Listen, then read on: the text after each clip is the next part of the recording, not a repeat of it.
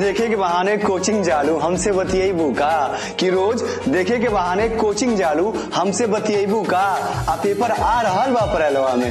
ए हमार करे जा पेपर आ रहल बा परेलवा में, अरे हमरे चलते फेल हो जाइबू का। हाँ सुनानी हटालू का दो देवे जइबू पेपर चल पहुंच 1 2 3 आलवारा गेलवारा वाहुन गेला खड़वा। समझ में नहीं आया? तुम्हारे क्या समझ में आएगा जब मेरी समझ में ना आया तो।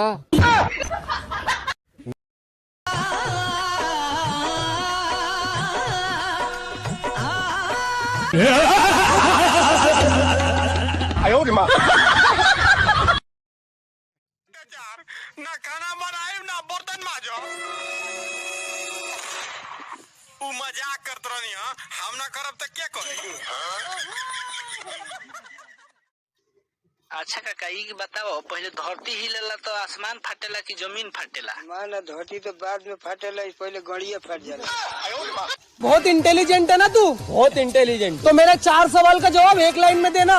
अच्छा बता, आई को हिंदी में क्या बोलते हैं, और पिछवाड़े से क्या निकलता है, और बैंक में क्या खोला जाता है, और क्या तू इंसान है? अब इन चारों का जवाब एक लाइन में दे। मैं गू खाता हूँ। सर हम बहरी जाएंगे। चुपचाप बैठो नहीं तो मार के गलफरवा फाड़ देंगे। अभी नो बहरी गोद ले रहते हैं। चल जाए देबो कि ना, हमर मोलिया गल बिया बहरी।